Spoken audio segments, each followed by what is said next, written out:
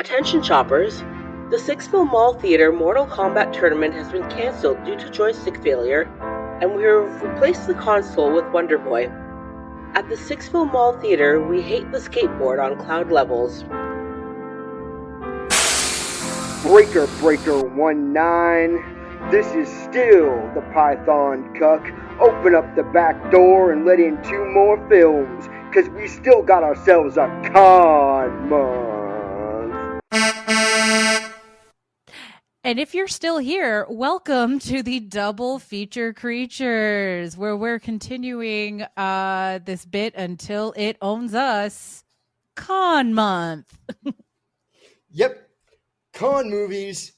You wouldn't think there'd be a lot of con movies, but we found a lot of con movies, Bhavna.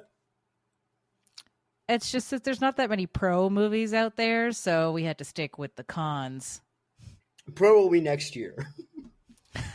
We hope. We wish. Whatever month these drop in, next year, it'll be pro movies. I don't know what the fuck that'll be, but... I mean, if we did TV shows, it could be King of the Hill, because we could sell propane and propane accessories. I'm sure we can find some movies to make that work. I'm sure there's a way. Where there's a will to be wacky, Bhavna, there is a way, especially here at the Sixville Mall. And if you pass by that Twitcher in the fountain, no, you didn't. Pay him no mind. Yep. So, Bhavna, we watched these 2 authentically con movies, and it really got me pondering a very existential question about my mortality. And I gotta ask you, Bhavna, when I die, because you know I'm going to go first, because I'm unbelievably stupid. Mm-hmm. When I die, will you send for our many, many Patreon subscribers to vote on who the new Wes will be? Or does my whole personality get to live rent-free in your head until you go searching for my corpse? I mean, it'll probably be the latter, but the first one's just more fun, and only if I can change the color of the smoke that we use to indicate our decision. Pop and smoke. I would love to go with the glittery smoke. Glittery smoke? Yeah, because, I mean, to be fair, you'll be dead. So maybe, I'd go with a little purple haze myself. Yes. We'll you know how I like the haze. Vietnam movies, Bhavna? Yep. Yeah, I do. Bhavna, I do. Our very first movie. Who would have thought our very first movie of the day would be so topical, despite the fact that this probably won't come out from a couple months until like afterwards. But Bhavna, we got a great big conclave conspiring through the night. Come on and join our conclave. We're picking a pope tonight. Conclave, are you sure he's dead? Conclave, did you use the little silver hammer? Conclave, okay, let's have a vote then. Conclave. They whack him with a little silver hammer 3 times, Bhavna, and say his birth name. Yeah, I think anyone that knows me knows that I'm not Catholic. Jesus isn't my guy, so this is all as exotic to me as like, Eat, Pray, Love is to all y'all. Yeah, I gotta say right up front, Catholics, you may want to skip this one if you're easily offended, because I have no love for the Catholic Church. Really, I'm not big on organized religion to begin with, but I have no love for the Catholic Church. And man, this might be the darkest movie we have covered, Bhavna. Oh, I think this is going to be the darkest movie we'll ever cover, period, unless something else comes out. This says this, and Reddit got into this. Yes, we are covering Conclave that just came out. I swear to God, we said we were going to do this before the Pope kicked it. Yes, he wasn't even ill when we decided on this movie. He hadn't touched J.D. Vance yet. Oh, yeah. The man with the magic touch. I mean, if he could just go, hang out with Donnie a little more, we'd be happy. But somehow that man is immune. Oh, yes, that man is immune to everything but shitting himself. All right. Well, I mean, he thinks Mattel is a country. I don't know if you heard that one. Oh, I But he heard thinks, that one. yeah, he thinks Mattel is a country, which does that mean I get a free Mojo Dojo Casa house? You know, the great country of the great country. Oh, no, I got some Trump shit down the line. We'll get into that later. We'll get into that later, but let's dive into this conclave. Let's have a conclave. Let's Bhavna, have a conclave. this is dark as fuck, and I only know that other people also think this way because I did a bit of extra research today, and while I didn't get into the Reddit theories on this movie, I got into just enough that at least people I know thinking the way I do. The dying Pope absolutely plotted to bomb the Vatican. To what, the Vatican? To bomb the Vatican. I mean, with drama, yes. No. Oh, you mean like I wholeheartedly believe the Pope orchestrated everything before he died into order to get his choice 100%. to be the Pope. 100%. Including the multiple terrorist attacks. Oh, you mean he was involved with the outside shit? Okay, got you. I'm like, it was definitely insider trading on the inside. We need that. Yeah, no. He did the plotting. I swear to God, I have no doubt I want a prequel. Yo, I want to know I want like a 24 hour, like a 24 special, you know, like done in the style of 24 where we get a whole season where it's just the last day of that man's life. Instead of Jack Bauer, you have Voldemort there. I want that, and then I want the sequel when the truth comes out. Yes.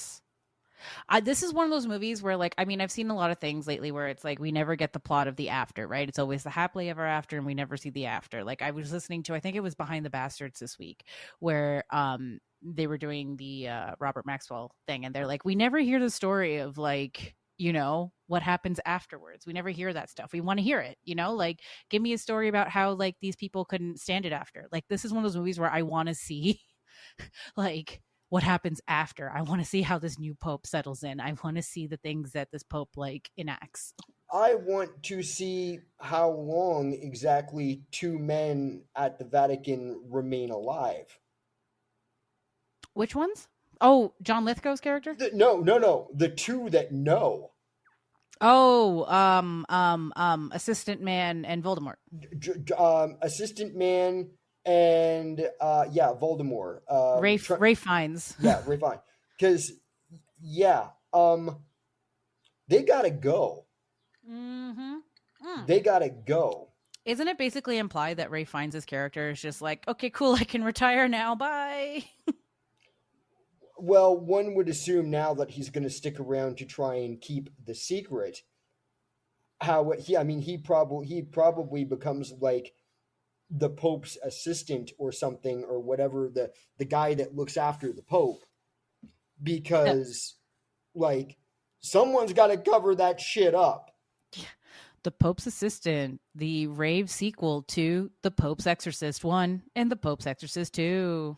And I rarely say spoiler alert shit, but if you have not seen Conclave yet, maybe go watch Conclave. It is on Prime right now. Go watch Conclave and then maybe come back to this, because we are going to get spoilery, and there is some spoilery in 3, 2, 1. Someone's got to die in order to keep hiding the papal ovaries. Yeah. The povaries, if you will. The povaries. Because you think about it, it's not like, unless something goes seriously wrong. The pagina? They don't autopsy popes when they die. No. So theoretically, that secret can die with Pope Innocent, but that how do we do this? Do we start from the beginning? We're not a recap podcast. No, we're not a recap podcast. But I mean, like, having a conclave is pretty straightforward. We don't have to explain what that is to most people. It's just essentially the Pope died. and now they have to convene all the cardinals and vote. And it's essentially they get locked in. You know how the Catholics love their lock-ins. It is the most boring reality TV show thing ever, and yet with the most at stake. Yes. Imagine American Idol with all voting, no singing. Oh Lord. But see, this movie I found, okay, so as someone that you know how people do the eat, pray, love thing in South Asia and all that stuff. For me, it's I watch all the Catholic shit. That's my reverse eat, pray, love in the other way. Mostly it's horror stuff because we all know the Catholic horror stuff is the best because that guilt is the biggest demon of all. Yeah. But given everything, like all the media I've taken in, all like as a history student and like religious history student as well, all the knowledge I know about Catholicism and its derivatives, and all that stuff, this I found was the most humanistic take of what a conclave is, or of like the Catholic Church in general, because Catholicism was in the backseat.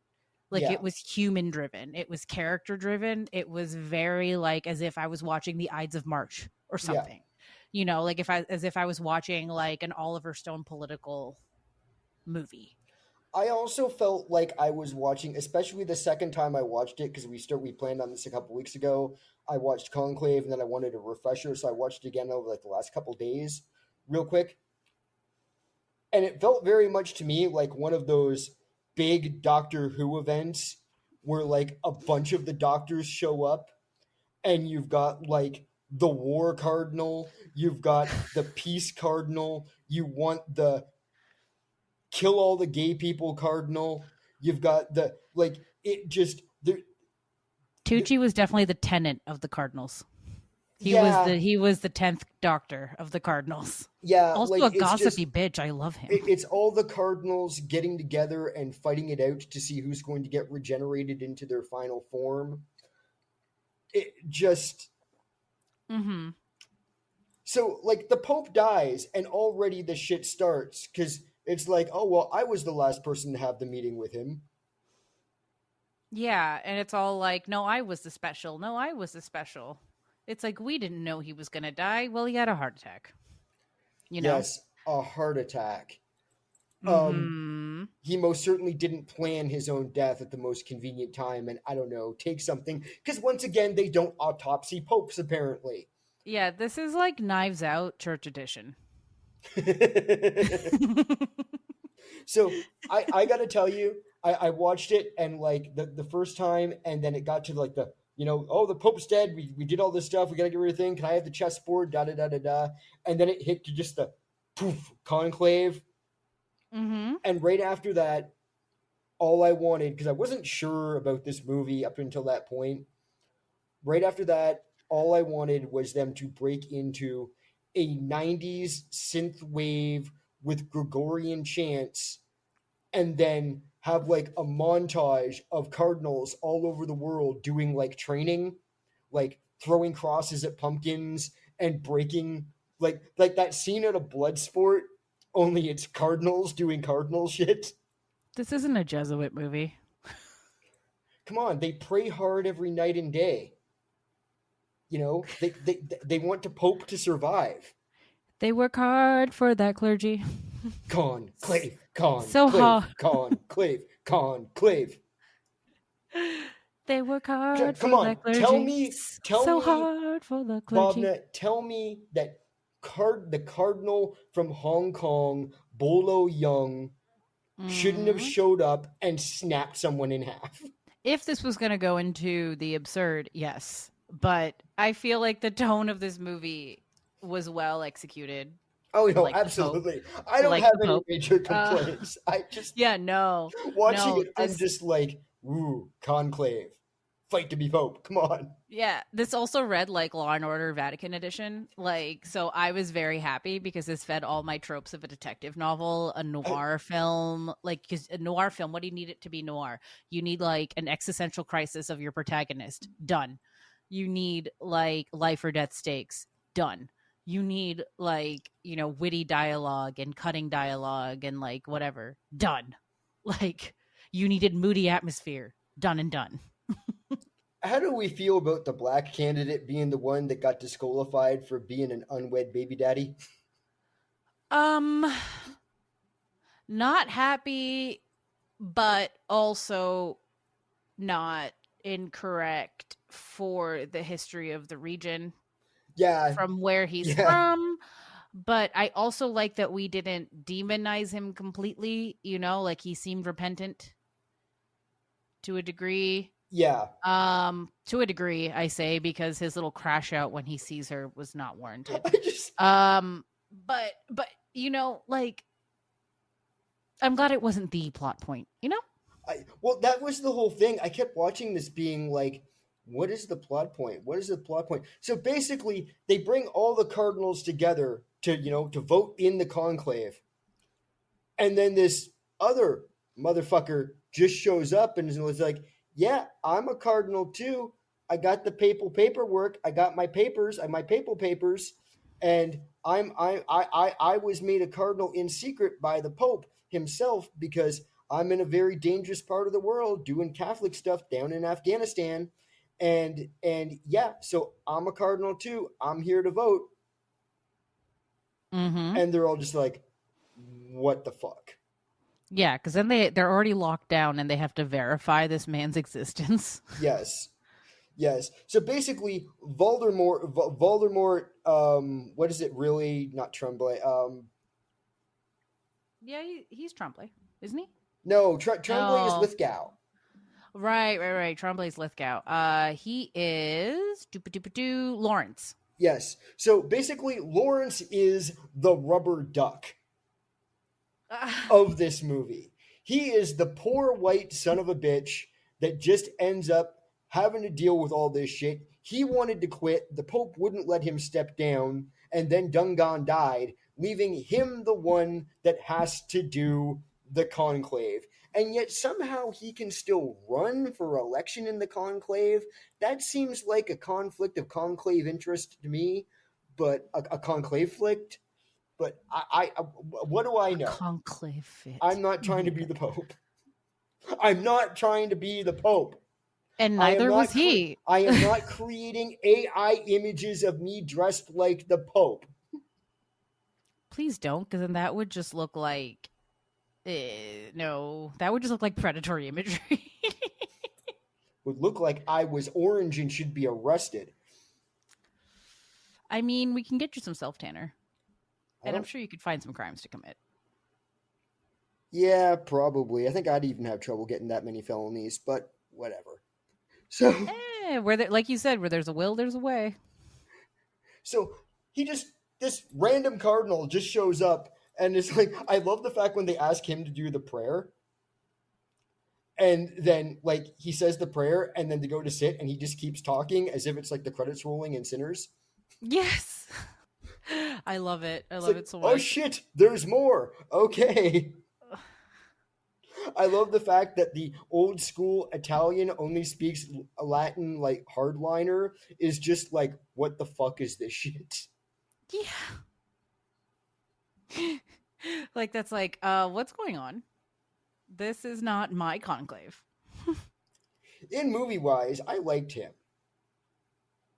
I mean, yeah. I didn't like him in the sense that yes, he's an asshole. He is the war cardinal. Yeah.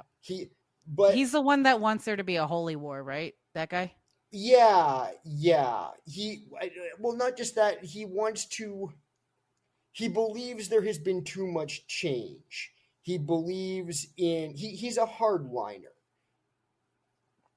And in some ways, I'm not saying I respect that, but it's like, I'm down. It's not that I'm down for religion. I think the Catholic Church could probably go all together. Sorry, not sorry. But if you're gonna toe that line and say you believe that stuff, maybe you shouldn't be watering it down so that you don't get washed away and die by history. Just a little bit. Like, if you're gonna stick to your guns and stick to your fucking guns.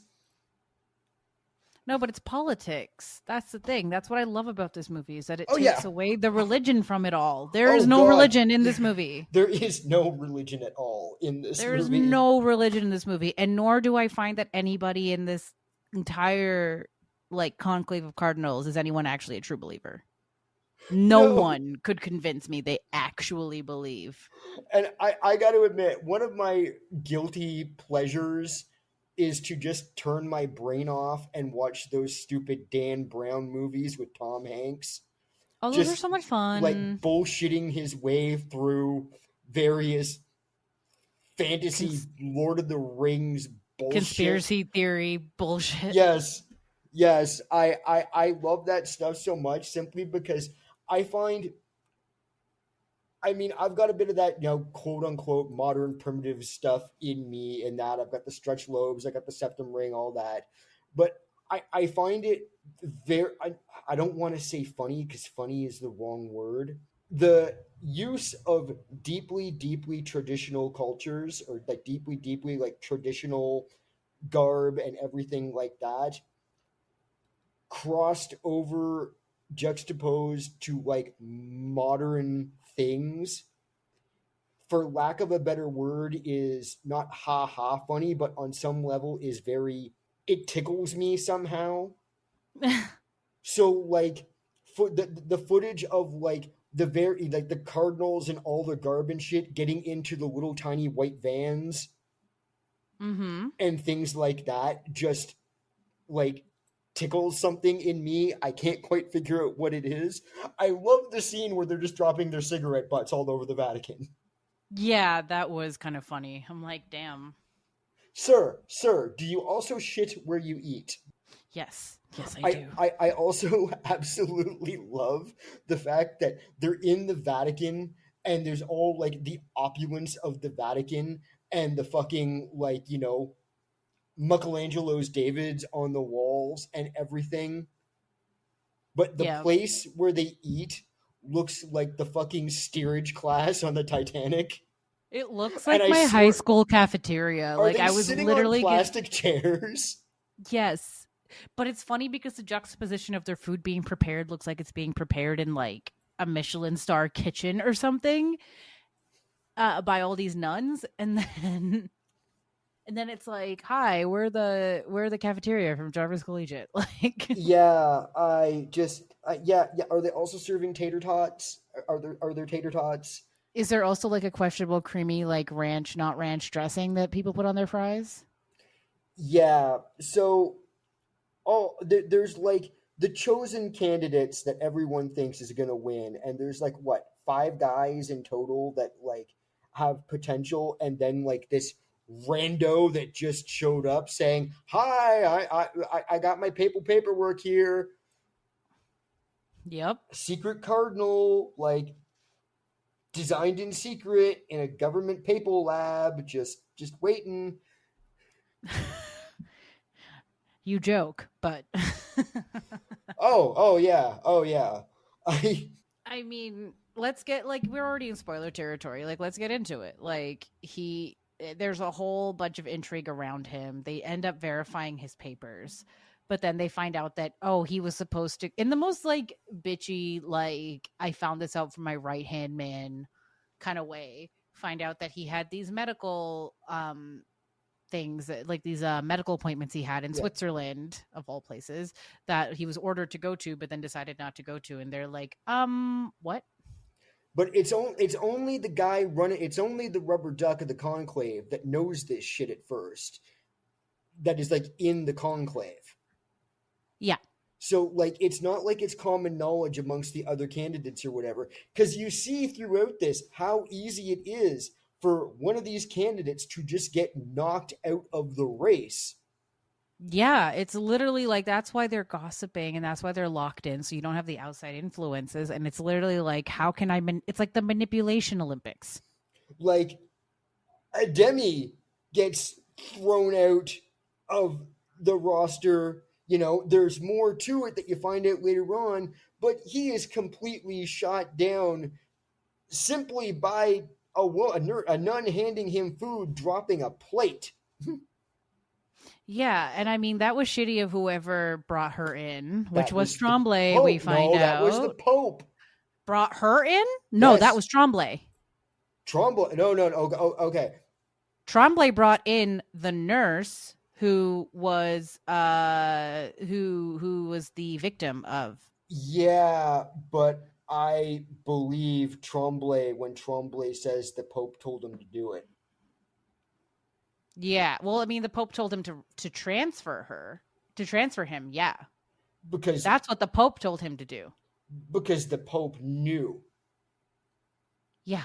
Okay, But bringing her in, though, that wasn't on the Pope. Pope told him to do it. No, Pope told him to transfer him. No, Not her. to transfer her. Oh. Right. This is what Sorry, I mean. guys. The guys. Pope, We're leaving all that in. the Pope set everything in motion.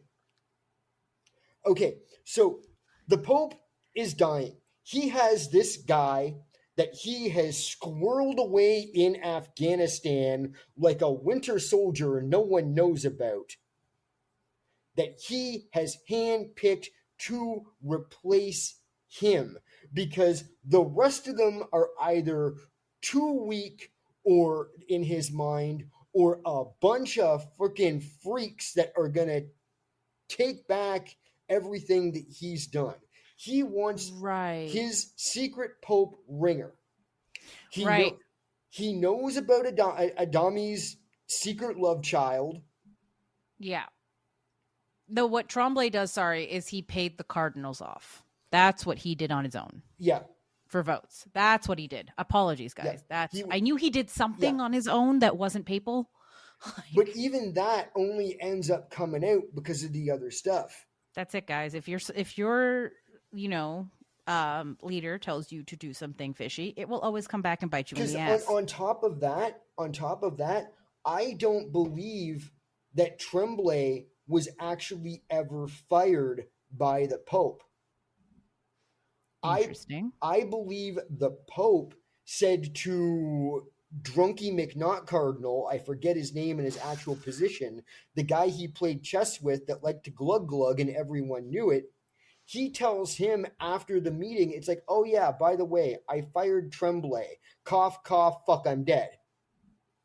Knowing that guy, who is a nervous alcoholic man, is going to panic and tell the rubber ducky McVoldemort there, who's running the show, that, yeah, by the way, the Pope fired this guy and no one knows. Don't let him be Pope, because that's what starts all the investigations.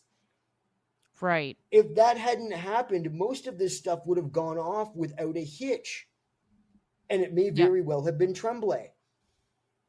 But everyone gets knocked, everyone that gets knocked down and out of the running, except for the War Cardinal, who is deeply psychotically traditional, gets knocked out of the running by shit that the Pope did or orchestrated or put into effect.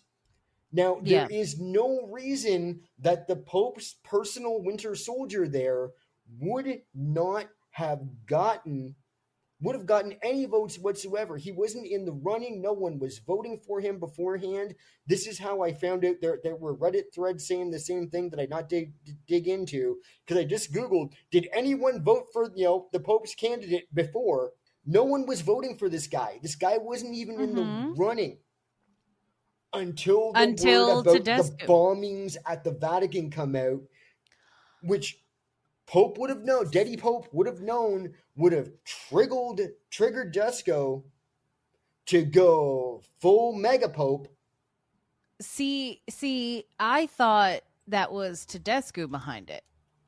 I thought Mr. Mafia Boss Cardinal was behind it. I thought he was behind those bombings, not necessarily the Pope. I feel like the Pope knew and factored it in, but I think he may have done some other manipulation behind the scenes, blah, blah, blah, blah. But I don't think he was directly involved. But I think it was Tedesco that actually was like, hey, this will look good. I don't know. I genuinely think we need to follow the turtles here, Bhavna. You need to follow the turtle. You need to follow the papal turtle. No, is it the turtles? Yeah, they are the turtles. Yes. Yeah. Follow the papal turtles that are wandering around, learning the secrets. It's right there. It is the spirit of the Pope. Now, granted, there was one point I thought secret mutant papal turtles. Yes, Teenage Mutant Paper Turtles. Oh God, turtle altar boys. That's a terrible thought for the Vatican. Turtles in a Half Show. At one point, I swear to God, I thought one of those turtles was going into the furnace with the smoke. Oh God. Because like they show the scene where he's like picking up the turtle because the turtles keep escaping from the turtle pond. Mm-hmm. And then they show the oven opening up to like pop the smoke in and do the thing of like showing that like the Pope has been chosen. And I was just waiting for like a turtle to also go in. My dog. No. But I'm telling you, because the other thing, mind blowing. They're like, yeah, so a bunch of people have been there's been a bunch of bombings here, and here. 53 people dead. There was a bombing right here in Vatican City. We got hit by shrapnel of it. They blew up the nice little Michelangelo painting. Because, oh yes, the vote is stopped when a bomb blows through the wall. I love the fact that they're meeting in the theater there, trying to decide on shit. And none of them have literally put that dirt off their shoulders. Yeah. You got to get that dirt off your shoulders, Cardinals. You just brush yourselves off. You gotta dust yourself off and try again. Get one of those invisible nuns to like dust yourself off, because I'm sure you want to talk about that as well. Mm-hmm. But yes, so they elect the Pope. They elect the new Pope because the terror attacks make War Cardinal go on like a War Cardinal rant, calling people animals and all this Cardinal stuff. Tony Stark goes off. Cardi Stark goes off. Stank. The Mega Cardinal, whatever, despite the fact that like he was clearly Italian and all that stuff. And now, ironically enough, there's an American Pope that the Americans are pissed off about. Yay! Because he's not MAGA. Because he's not MAGA, and also if you're gonna go by I think it's like the 2% rule from history, like we talked about in our Bloody Broads episode on sinners. Please go check that out. He's also not white, technically. Woohoo! He is passing. He is. They actually like. I went down a fucking rabbit hole with this one. They found like the papers of his like great grandparents getting married in New Orleans and how he's from like a historically like black like Creole part of town and a poor part of town. So. And he's like half Peruvian, I believe, the other half or whatever. So I'm just like, hell yeah, Pope, go off. Could we have an actual first papal vampire? Ooh. Does he go out in the sun? Have we seen him in the sun? I think so. Could he be a daywalker? Could his great great grandfather have been Louis? I was thinking more on the line of, was he like, I don't know, the great grandson of a preacher boy? Oh, maybe. But we digress. Back to the Pope eat ice cream. Does the Pope eat ice cream? What in the Bailey School Kid fucking novel title is that? My favorite was Vampires Don't Drink Pink Lemonade. But anyway, back to Pope Innocent. I don't think we discussed it, but basically, man's had an appendectomy and found out he had a uterus and ovaries. Yes. Which is an actual medical condition. I mean, I suffer from it as well, but no, I'm kidding. I don't mean to make light of it. But sometimes this stuff happens. You know, genetics are wild. Creating new humans is wild. I love the look on his face when Pope Innocent tells him this. It's like, but what was the procedure that you would have had done had you had it done?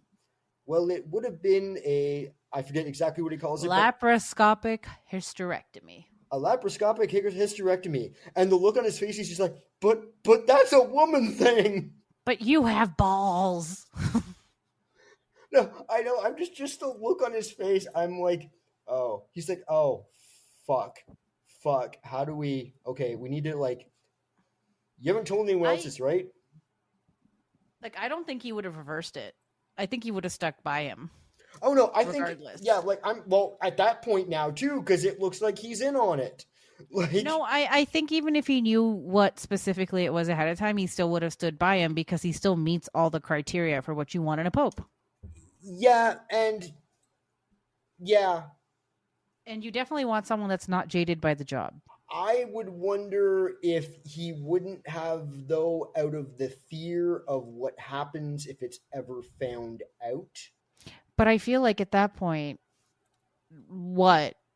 Like, if this was like the 1500s, if this was like, fucking whatever, the 100s or whatever, like, this wouldn't have mattered because they didn't have the technology to know. Yeah. They wouldn't have known. Yeah. He didn't even fucking know. He went through puberty as a man. Yeah. I mean, I'm not arguing against it because Yeah. it's not like I care about the tradition of the Catholic Church. No, anyway. no. But I'm just saying, no, I know. You have to present the argument, but it's because, like, yeah, more cardinal bad, but how long is that old motherfucker gonna last anyway? He didn't look all that healthy. But also, like, okay, everybody else's crimes. You have rape, you have warmongering, you have deception and subterfuge, and then you have having ovaries. Like, I know what crime I would rather be afflicted with.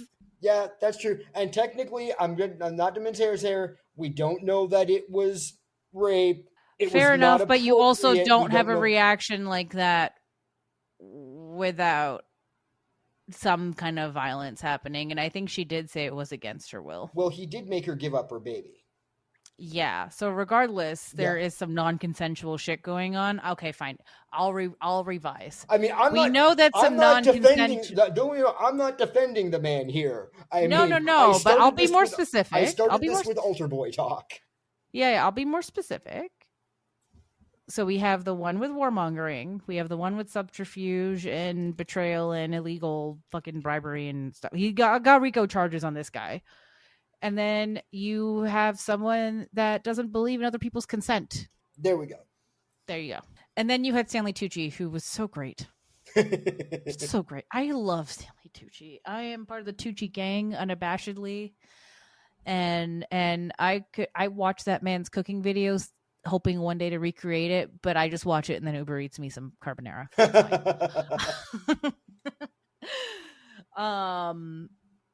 Which, Amanda, if you're listening, next time I do that, I'll make sure you're involved. But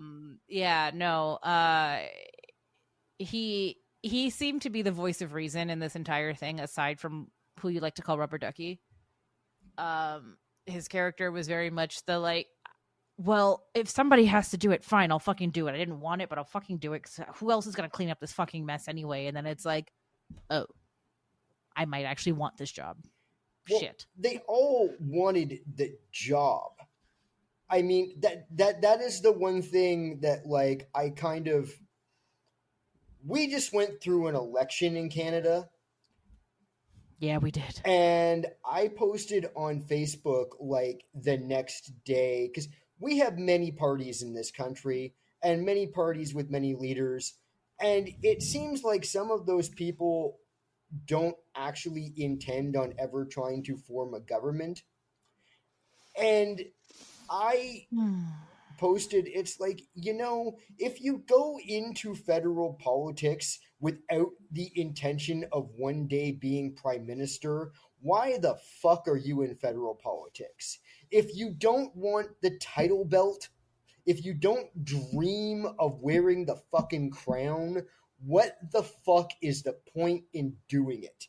And I feel that way, that, like, everybody that goes into the Catholic Church on a level of they are dedicating their life to it, you have to at some point have in your back of your mind, I want to be the king.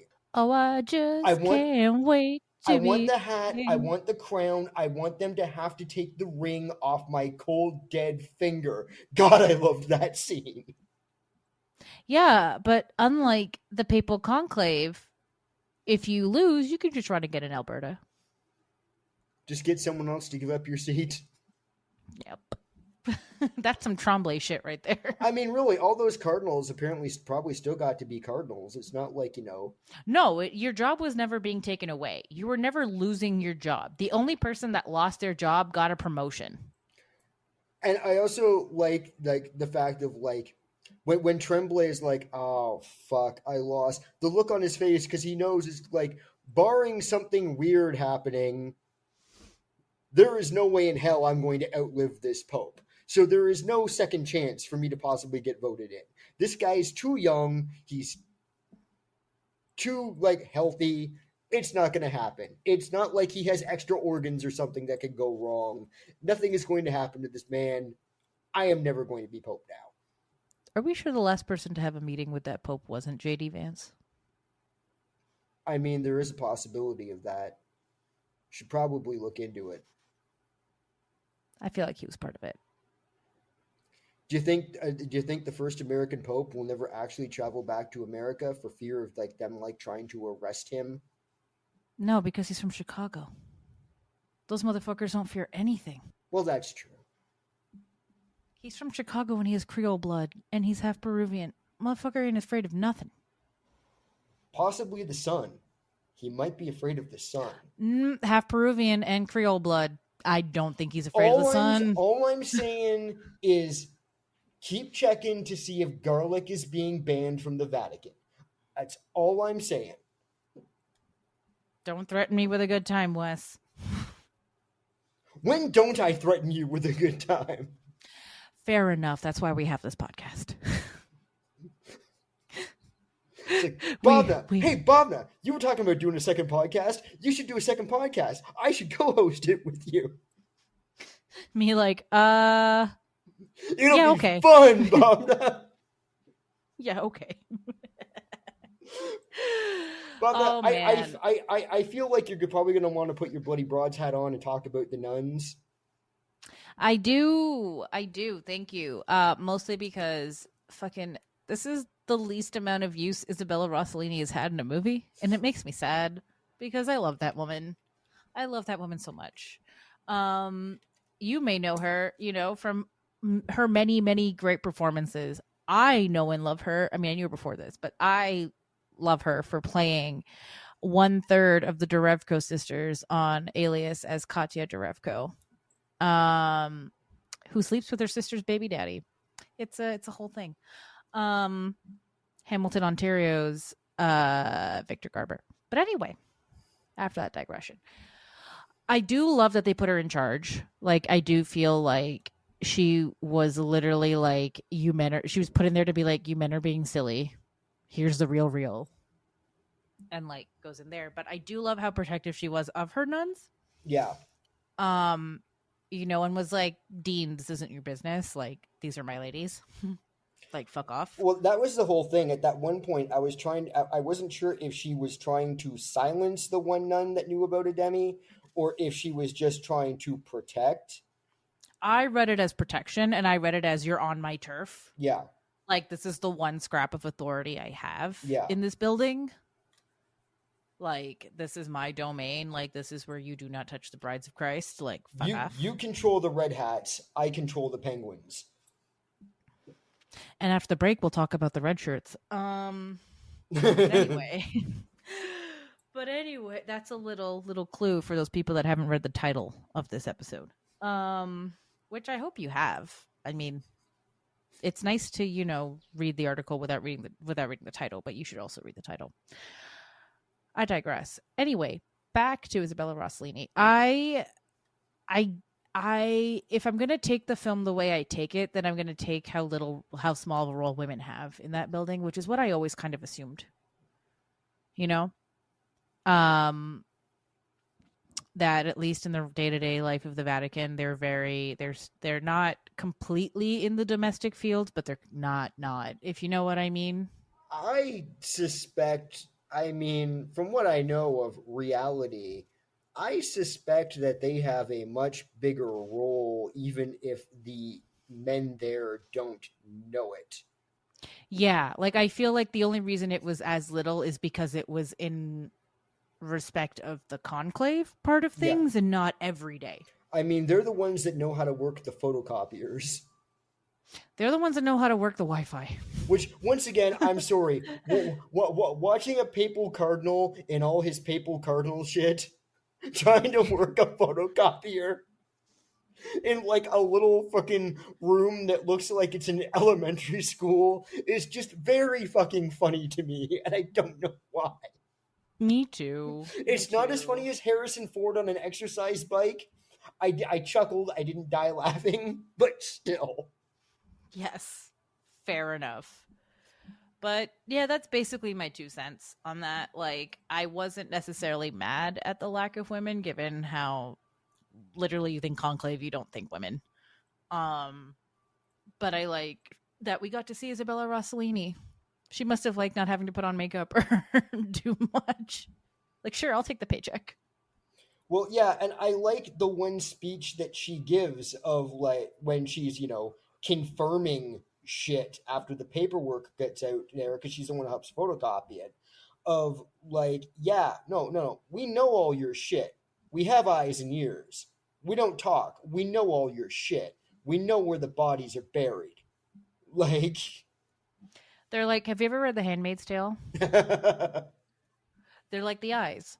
have not read it, and now I'm watching it. And Okay. Well, they have the eyes in the TV show as well. yeah. No, I mean, like, I'm watching it. Oh, you I'm meant not, real life. Yeah. Fair enough. They're the incognito like spies. Like it's a snitch culture. Post But anyway. culture.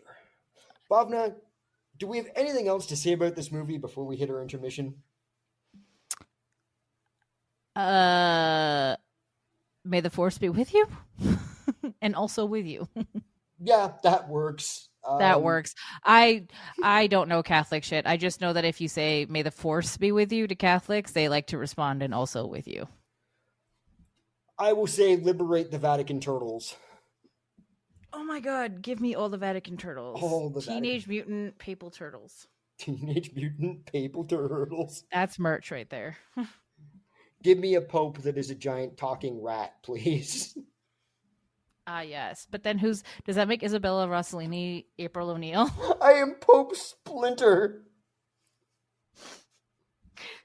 I want to live just long enough for like a kid like who grew up in my nephew's generation or a little bit older to become a pope. Maybe they start dying faster so that it extends quickly, because I literally just want to see some edgy little shit get in there, work his way to the top, and when they put him on the throne he says, "I am Pope Megatron." No way. Now I'm just picturing the nephew saying that in papal regalia. Yes, Pope Megatron. And on that note, I think it's time to visit the lobby, y'all. Yep. It's intermission trivia time. In what movie did Bill Pullman save the world as President of the United States? Was it The American President, 13 Days, or Dave? At the Sixville Mall Theater, we fact-check like it's 2025. Bhavna, it is time for this con month to begin to jump the shark. Because we got a great big con wrath, space the final frontier. Come on and join our con wrath, these cadets can't steer. Con wrath, this bit's gone too far, Bhavna. Con wrath, but we're driving this thing to Mexico. Con wrath, I mean, who's gonna stop us? Con wrath. Are you the botany? Because I'm about to maroon you for the decades and decades on an uninhabitable planet. And Bhavna, I gotta say right away, because you know how much I fucking hate this kind of thing. Once again, we've got a goddamn movie that wants us to go back and watch a goddamn TV show from fucking ages ago to make me understand what is happening in the goddamn movie. It's a damn MCU bullshit from many, many years ago. What the fuck? And they still got it wrong because Chekhov wasn't in that episode. I want so badly. And yet he remembers his face. I wanted so badly for Chekhov to have a gun. Me too. Let the scientists have a gun, you motherfuckers. I wanted Chekhov's gun. Fuck off. Fuck off. We're leaving that in. Of course we're leaving that in. I quit. Goodbye. Chekhov's phaser. Oh, Lord. But if you haven't figured it out, we're talking about Star Trek II, The Wrath of Khan, introducing the late, great to some, Kirstie Alley. That was her first movie. That was Kirstie Alley's first movie? Yep, it said introducing Kirstie Alley. Wow. In the credits. She was worth introducing? I mean, not that big of a bash on Kirstie Alley, but Kirstie Alley, that woman. Kirstie Alley, yeah. But yeah, I missed that. Yeah. But then this is before her Cheers days. So. Oh yeah. This was quite before her Cheers days because she wasn't on Cheers until like the the third or fourth season. So, and this is before her Scientology bullshit. Yeah. She could have at least, since he was in Star Trek, she could have at least joined the fucking Heaven's Gate because at least they were a Star Trek cult. Yeah, but she was of the Vulcans and Logic, and I don't know Scientology. Fuck it, whatever. Yeah, whatever. A cult is a cult is a cult. Yeah. A cult is a cult is a cult. A cult is a cult is a cult. Now, we don't really need to explain the plot of this one if you are a Trekkie, but timey-wimey Space Waste 1996 gets thrown in there as a year.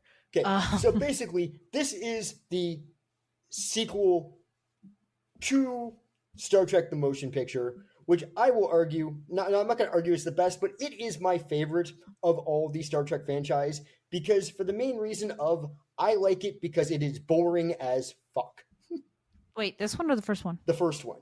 Star Trek the Motion Picture is boring as fuck.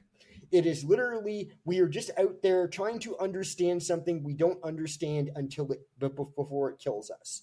And that's what I think Star Trek should be. The characters are so fucking not themselves, it's kind of hilarious. Almost none of the Star Trek banter is there, but for some reason, I love it. It feels like they took the TV show, left everything behind from the TV show, and made it a movie, but made it with all the same characters played by the same people. And that is not the movie we're covering today. No, we are covering The Wrath of Khan, which is actually the sequel to the episode Space Seed. In which Chekhov is not in, and yet, I don't want to say his name, Khan Noonien Singh still remembers his face, because he does not forget a face, but how can he remember a face he's never seen? I don't know. Well, he is a genetically engineered eugenics war super soldier from the 1996. 1990. Do you remember when the eugenics wars meant like people, like they were trying to make people smarter and stronger, unlike the eugenics that we are seeing happening right now, where they are just basically trying to make people sicker and stupider? No, because eugenics was always about eradicating who people didn't like. Yeah. And then putting science as a reason behind it.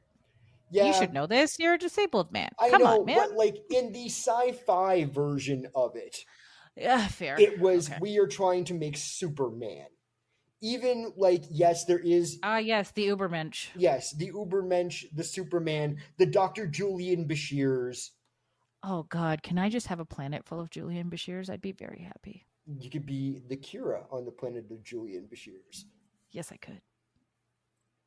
But yeah, so if you remember from Space Seed, they abandoned Khan on a planet with like his genetically engineered freaking Society of Vanderpump kids. On the Botany. Yep, on the Botany Bay that they put on a planet so that they couldn't possibly hurt anyone else. Well, the leper colony. Chekhov goes down. You'd think Chekhov would at least remember he was in the system where they left Khan, even if he thinks that they're on a different planet. Well, they think, I forgot the name of the planet, but they think they're on planet 6 when they're on planet 5. Yes, because planet 6 done gone blown up. Yeah, and they're looking for a planet in which to conduct experiments, but there has to be no life forms on it. But it's like going into our solar system, and not remembering that they dropped someone on Mars while they're on Pluto or something. Like it's, oh hey, yeah, I remember when I dropped that guy there. No, wait, I wasn't there, but he remembers my face. So Khan, who has this vendetta hard on for good old James T. Kirk, the OG James T. Kirk, not the Chris Pine team T. Kirk. Is it Chris Pine? Yeah, you got the right Chris. Yes. You got the right Chris. So instantly remembers, it's like, holy shit, you're Chekhov. Where's Kirk? I want to kill Kirk. I need to kill Kirk right now. Well, he's actually Admiral Kirk now. He became an admiral? No! My wife is dead and he's an admiral.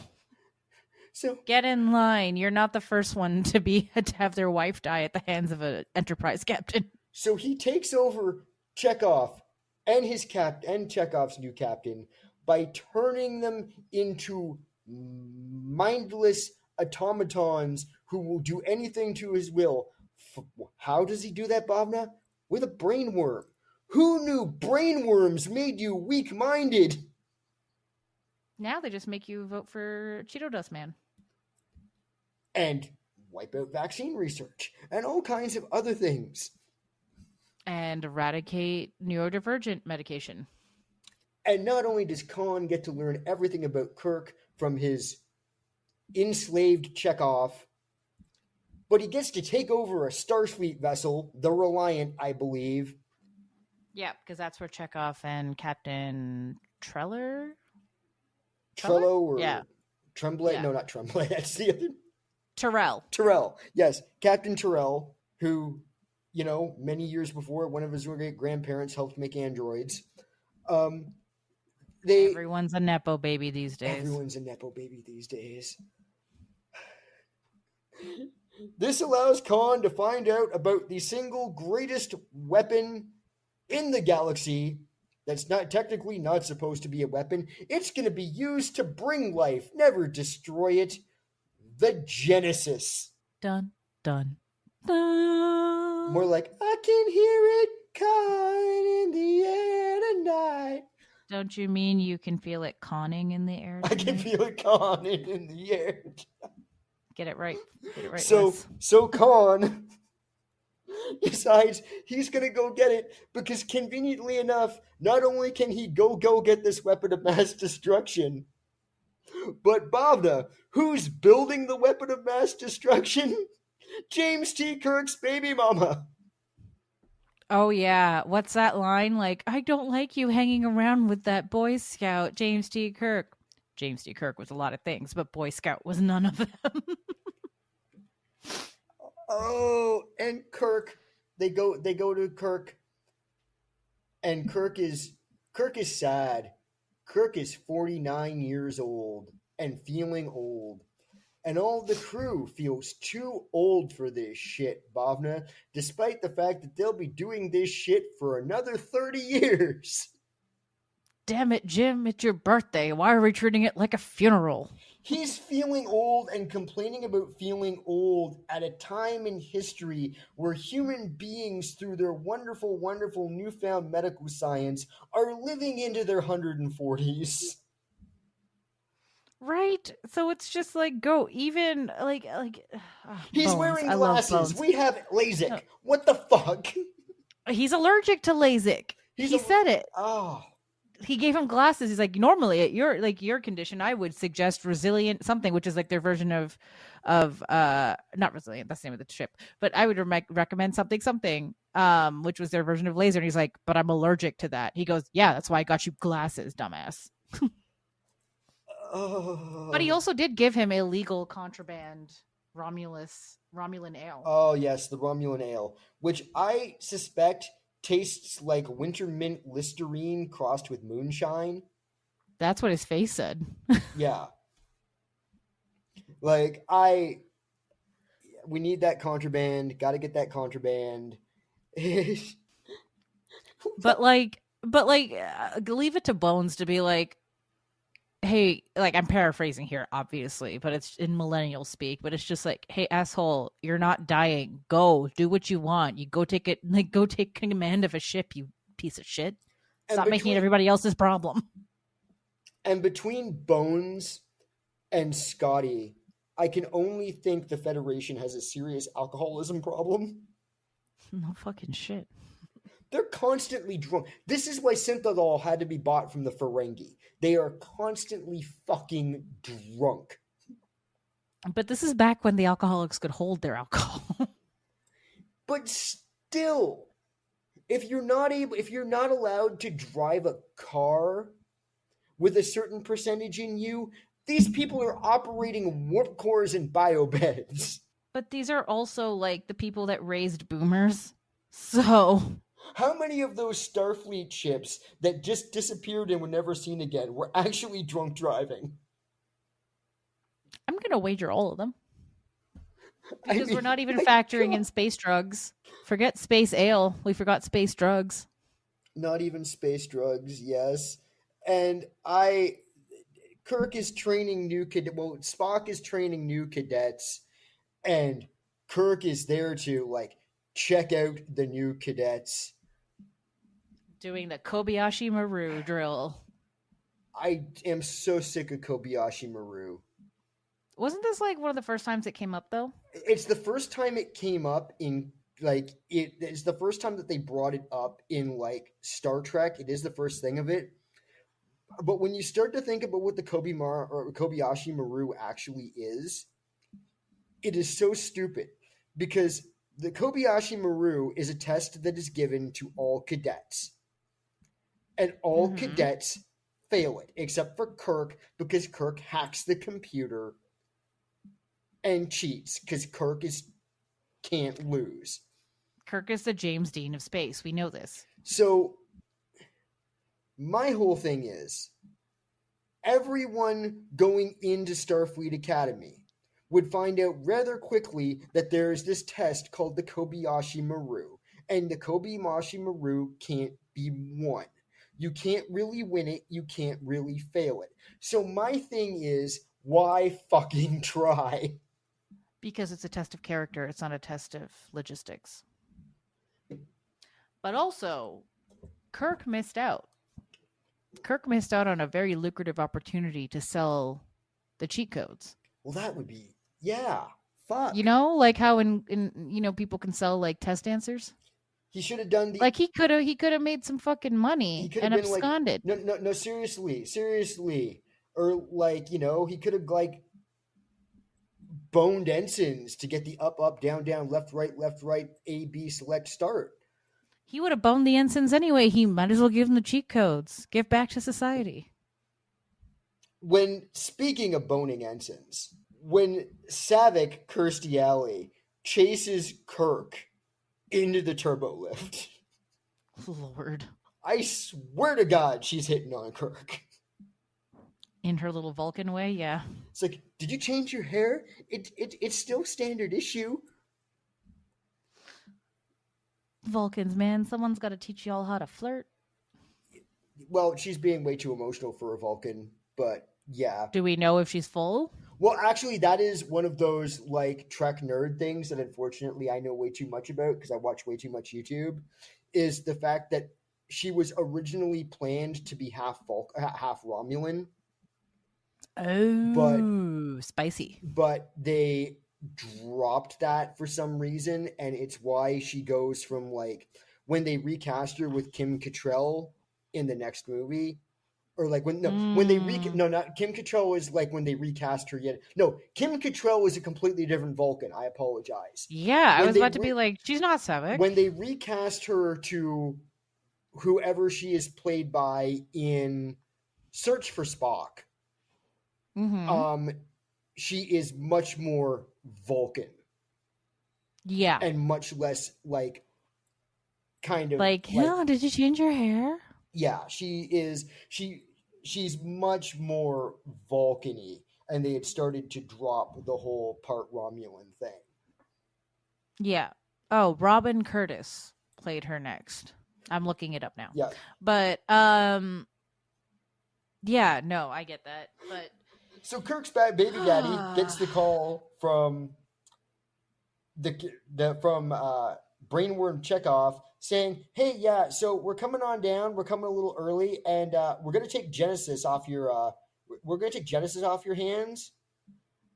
And your baby daddy James T. Kirk told me to come take Genesis off your hands. So we're gonna come take Genesis off your hands. So naturally, the science team freaks the fuck out because Starfleet is coming to take their like little secret project away from their science project away from them. oh no, the government found out.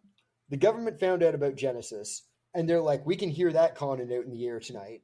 So she calls up Kirk, being like, what the fuck? He's like, what the fuck are you talking about? A, the signal is really bad. It's almost like we're being jammed by one of my old enemies. And B, what the fuck are you talking about? I didn't tell anyone to take anything. I'm on a ship full of children giving them evaluations, and they're getting everyone killed in the simulator. Brainworms, y'all. Brainworms. So many brainworms. So many brainworms. But yeah. Fuck, man.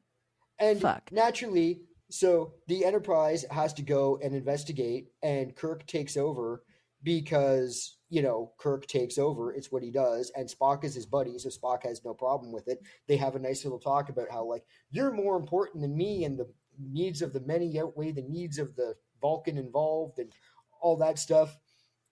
We all know that Spock simps for no one except for James T. Kirk. We know that.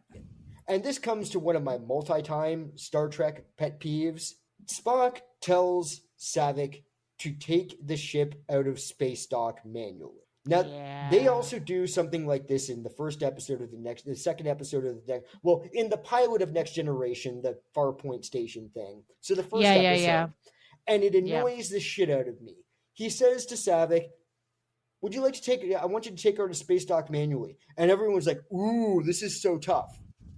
Riker does the same thing when Picard tells him to put the Enterprise back together after saucer separation. Ooh, this is so tough.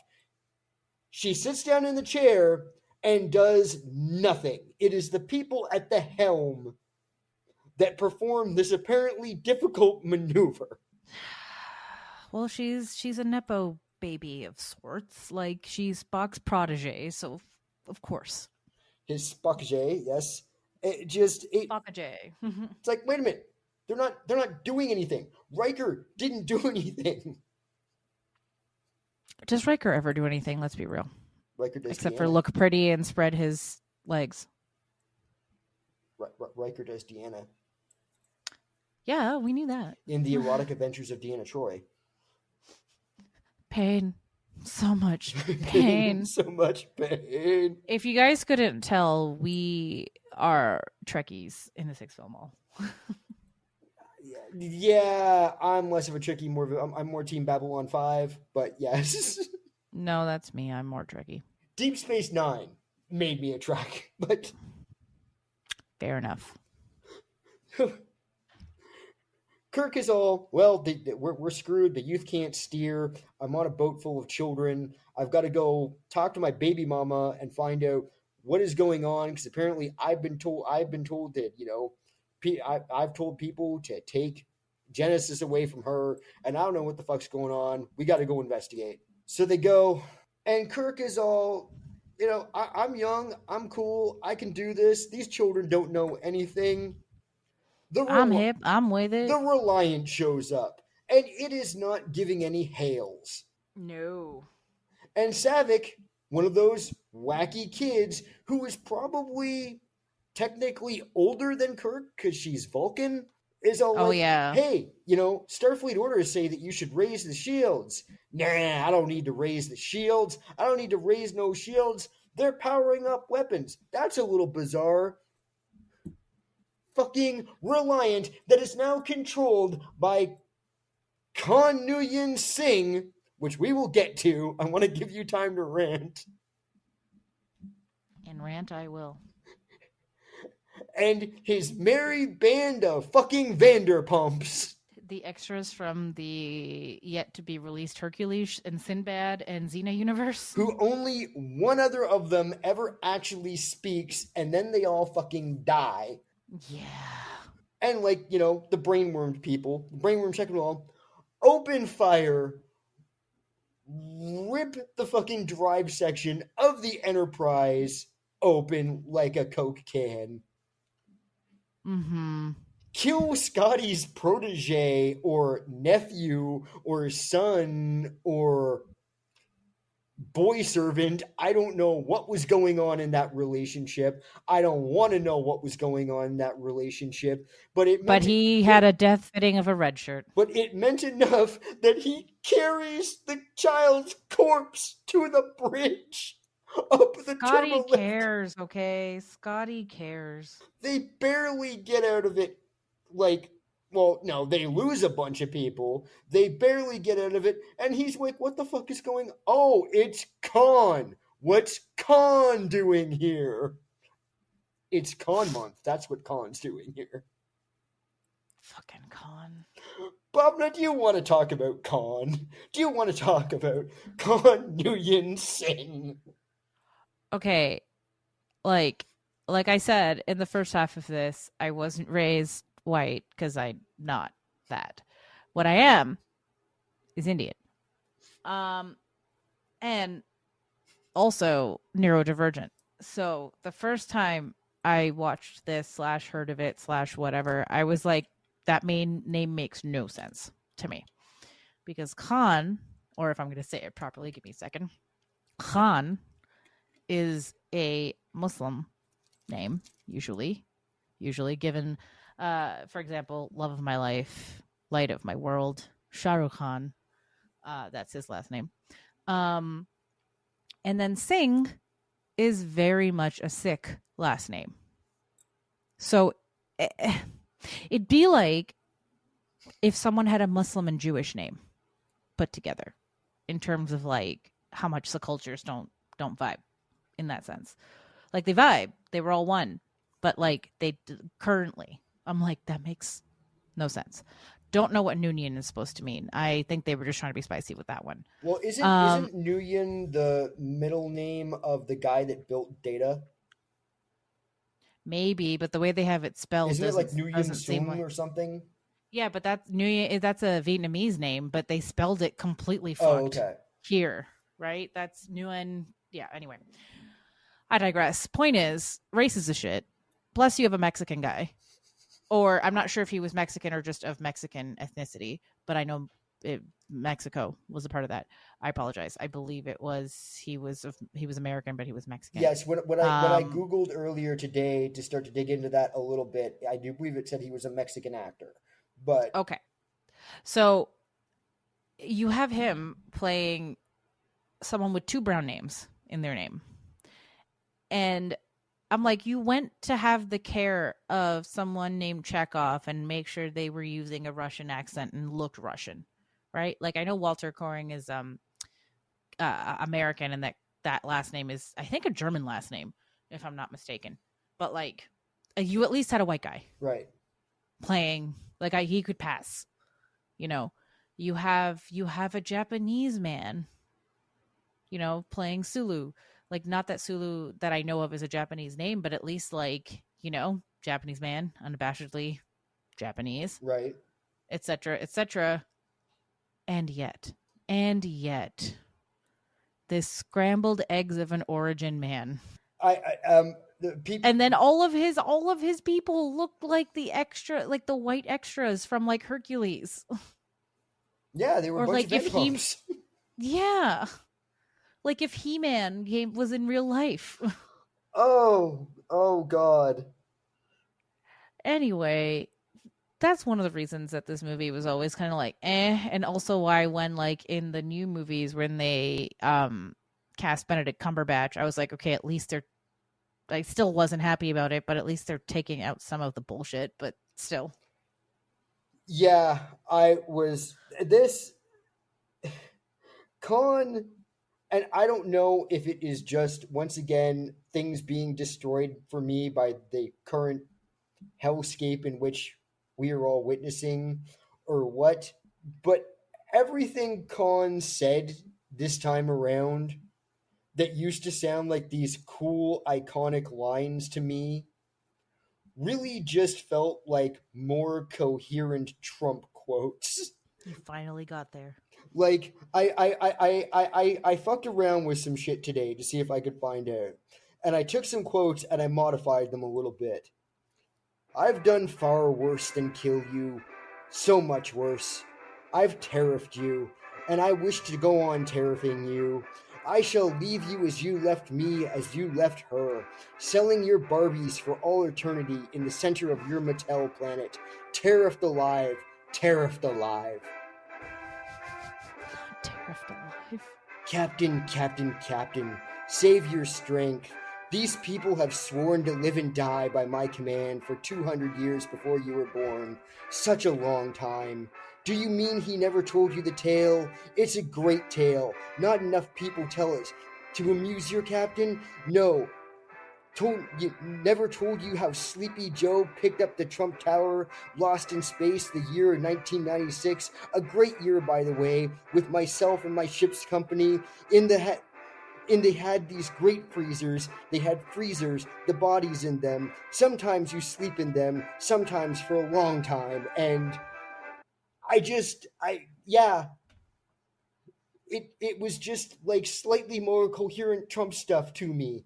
I could not. And then he steals the greatest bioweapon ever made. Yes. But really, he doesn't even want the bioweapon. He just wants to kill Kirk. He kills a bunch of scientists because he wants to kill Kirk.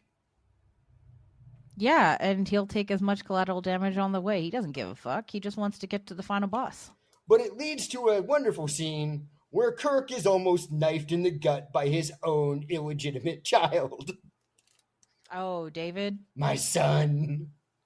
How could you do this? Dad? You're not my real dad. Oh, Lord, I love that line. The "you're not my real dad." I love using that all the time. Someone tells me to do something. You're not my real dad. Not that I would listen to what my real dad would tell me to do either. But, man, this movie is just a 2-hour-long revenge movie with a lot more planning of revenge than the actual revenge happening. Tell me I'm wrong. Yeah, Jesus fucking Christ, Bhavna. We've gone too long without recording. Who the fuck is in the Conclave Cuck chair? Oh, we have. Oh my goodness. There seem like there's so many candidates for that one. I didn't really have one picked out. I thought we could discuss it, and then we will get back to who the fuck is the Conclave Cuck? Ducky. Ducky? Ducky. Yeah, because he's got to deal with all the bullshit. Yeah, I would say he is the cuck because he is the one that's constantly going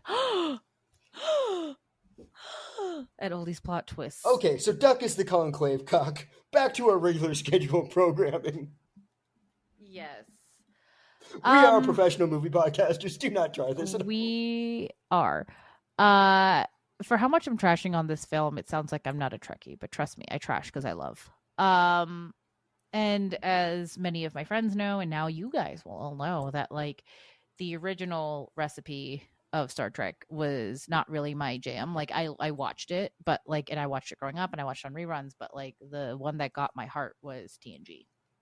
Yeah, I can't say that I love Star Trek, but I do enjoy Star Trek. But still, there is few things I love more than taking something I enjoy and pecking it to death like a herd of ducks. So, 100%, which is why we have this podcast. Also, that's what we've been doing. Also, kind of a Janeway reference there. Yes. It feels like we're being pecked to death by ducks. We are also Team Captain Janeway. Well, you are Team Catherine Janeway. I will not forgive what she did to Tuvix. So fair enough.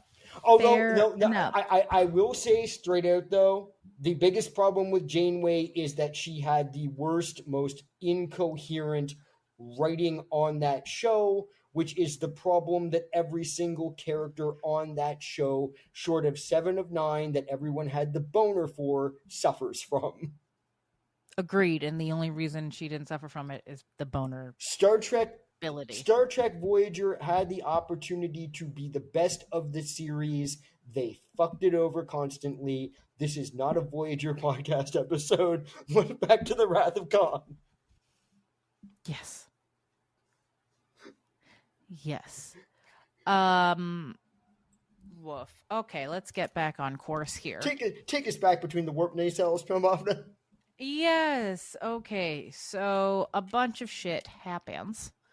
Where did we leave off? We left off with him opening the Enterprise like a can of Coke. They prove that Genesis works. They see the Genesis cave. They find Kirk's baby mama and baby boy down hiding out in the Genesis cave. They haven't been killed when all the other scientists on the station have. Right. But Khan has gotten Genesis, and then the Tremblay phasers himself in the head with his phaser set to heat rock. Not Tremblay. You mean Terrell. Trembles, Terrell. Terrell, Trembles. Tribbles. All the same. Tribbles. The trouble with Tribbles is that he shot himself in the head. Yeah, it's because the the brainworms were like, "Nah, dog, we don't want to do that." So they yes, and then the brainworm in Chekhov realizes, "Holy shit, he can phaser himself in the head, and I die too." Pops the hell out of there with the classic Chekhov scream. Yep, and then Khan's like, "Fuck this," and takes Genesis to the Reliant. Oh my god, I was about to call it the Resilient. The Resilient. The Resilient it is not. And then he wants to be like, hey, you marooned me, I'll maroon you. Little does he know the Enterprise is still out there when he thought the Enterprise was making a run for it. They were making repairs. They beam up JTK and his merry band of baby mama, Savick, whoever else is left, Little Kirk, the whole group of them. Kirk's Carl. But Carl. Kirk found his Carl and Lori. Oh, Lord. I would say Dr. Carol Marcus walked so that Dr. Beverly Crusher could run. Said what I said. Yeah. But anyway, Spock is then it turns out that Spock's just like, wait, Khan doesn't know how to fight here. I got this shit. Yeah, we'll go deep into that nebula. Yeah, Spock be doing that. That's what Spock likes to do. Spock is like, oh, there's danger. Let me go right in the middle of it. Spock likes to go deep into the nebula. Spock deep. Spock yeah, are you deep? But are you Spock deep? Spock deep. That's merch. So they make the Khan and the Vanderpump ship chase them into the nebula where sensors and shields and everything will not work to put them on an equal playing field because both their ships are fucked at this point. Yep, and the warp drive isn't working, I think, at that time either. The warp drive isn't working, but another phaser hit comes. Oh no, the warp drive's gotten worse. We can't get in there because the compartment is filled with deadly radiation.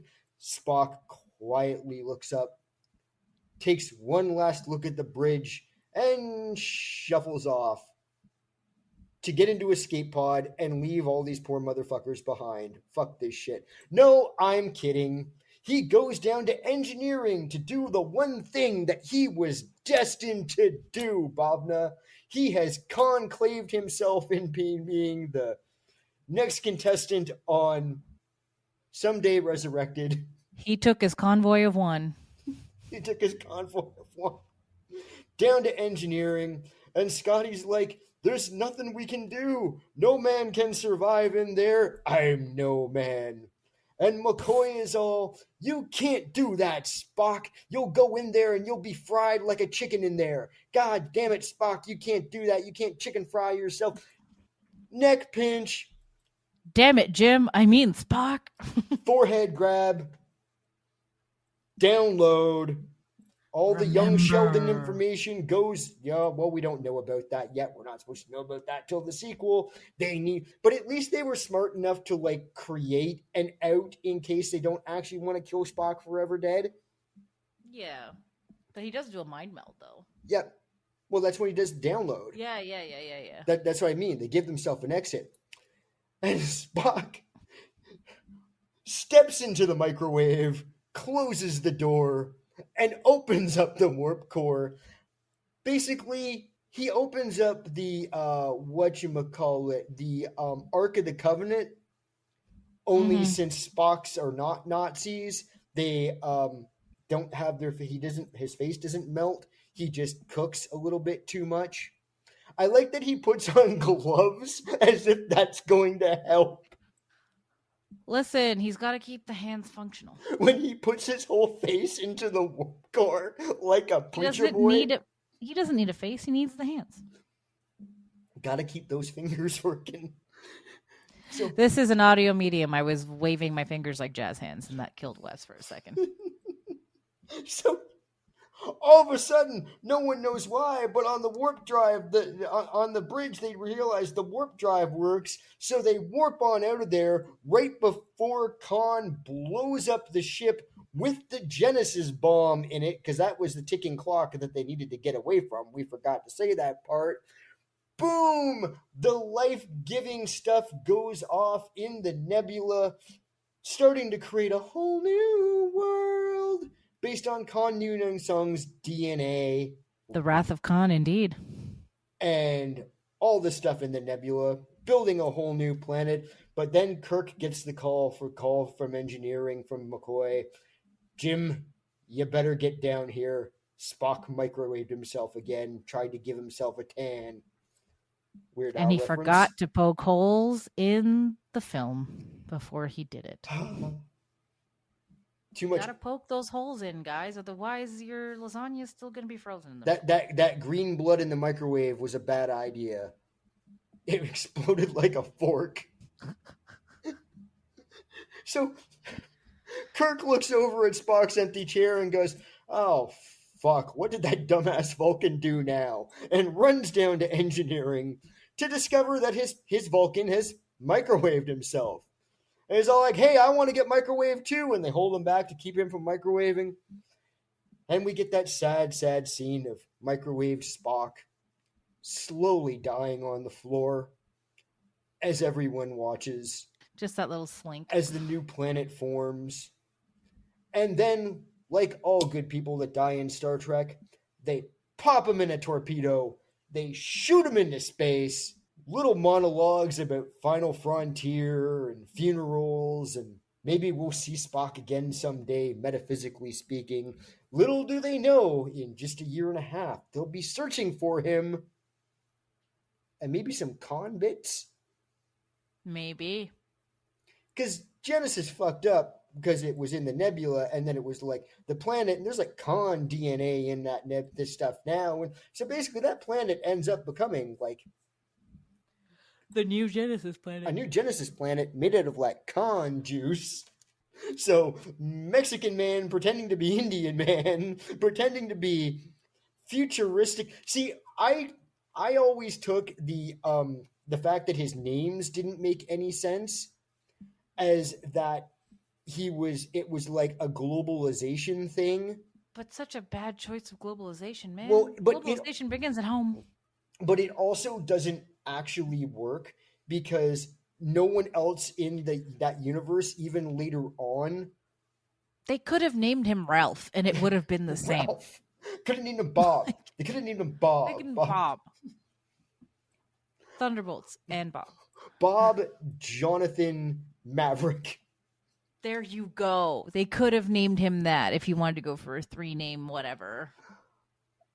Oh, Bhavna, any more thoughts on this movie? But then again, it's not like this is actually the end of Con Month. Because people, if you go over to our Patreon, we haven't recorded it yet, but there is one more very special con movie coming. At least one more very special con move coming, unless we can find something equally crazy to add to it to make it a double feature. There is at least one more con movie coming. And oh boy, are we driving the bridge off Mexico. Sure are, bud. Sure are. But any thoughts? Well, I think it's time to talk about the cuck chair. Yes. I personally... No, you know what? I'm going to say Kirk. Kirk gets the cuck chair in this? Kirk gets cucked? I mean, really, he doesn't get to be... Kirk is cucked by his own existence in this one. He doesn't get to be He doesn't get to be the hero. No, and then he gets cucked at the end because he doesn't get cucked. He gets cucked at the end because he doesn't get to be a hero. He gets cucked by his son. He gets cucked by Savick. He gets cucked by Savick, and he gets cucked by his own existence because he's sad. Sad Kirk. Which comes up at so least often. Khan had Mr. Singh, if you're nasty, had like a purpose, a drive, whereas he's just like, I'm old. I don't get to have fun anymore. My son stabbed me. Yeah, my vote was gonna be Khan's entire group of Vanderpumps that got to do nothing at all, despite the fact that they were a bunch of like fucking super soldier serum soldiers. But your argument makes sense, and yeah, I'm gonna put Kirk in that cuck chair too. Yeah, man, literally got cucked by his own birthday. He got cucked by Savick. Mm-hmm. I mean, James T. Kirk getting cucked by a woman Vulcan? I mean, come on. Especially a young one that's probably way too young for him. I don't... Or at least too young looking for him. Yeah. There are way too many species age different fuck-ups in Star Trek that, like... I don't want to get into a whole Kirk. Fucking Neelix Kess thing here. So let's just... No. We will disregard. But yeah, I think it's Kirk. Yeah, I will go with Kirk in the cuck chair. So it's the captain's cuck chair this time around. We can put the little Kirk plaque on there. We're making some very strange TikTok content. And that is also going on our Instagram. Bhavna's got those ad dressy things, and we'll put them in the links. But you can find us in most places as the Sixville. Wow. Sixville. The Sixville Mall. The Sixville Mall Theater is where you can find us. Theater spelled the correct and Canadian way, with the R-E at the end there. And if you'd like to send us an email, you can send it to doublefeaturecreaturespod@gmail.com. Yep. And you can find me at the 35th floor on pretty much all the socials that I am on. TikTok, Instagram. I think it's like at 35th floor pod on Blue Sky. Bhavna, you've got the Bloody Broads. Oh, I also have the 35th floor podcast, which, as we record this, probably like 2 months after this, we record this drop. I have been dropping episodes of 35th floor finally. So 35th floor podcast is up. Yep. And I have the Bloody Broads pod, which is at Bloody Broads pod across the board. You can find us mostly on Blue Sky and Instagram. We do have a TikTok as well. If you like more horror-y things or more hoary things, let's be real, you can find us there. You can find me as at The Lucky Charms. That's SHARMS. Again, mostly on Blue Sky and Instagram, except for on Instagram, I have an underscore on the end. Also, I just got to shout this out because I forgot and it's in my notes. Bhavna, have you ever realized that Kirk always talks to Scotty like he is just an absolute dipshit that is terrible at his job? Oh, 100%. I don't know why Scotty hasn't quit. Like, at one point, the ship is blowing up, power's out, all this shit.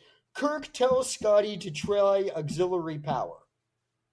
As if he hasn't tried it already. This is the greatest Starfleet living engineer at the time because Geordie LaForge hasn't been born yet. Yeah. Nor has Miles Edward O'Brien. And you are telling this motherfucker that wrote the book on modern day at the time warp drive to try auxiliary power. And this is not the only account of it. Kirk is Nope. a fucking asshole. I would love to see Kirk try to be the ship's engineer. I would really like for him to try. My God, it has been a con month, and it will continue in bonus content. Content! We gotta have a business meeting. Bye! Bye.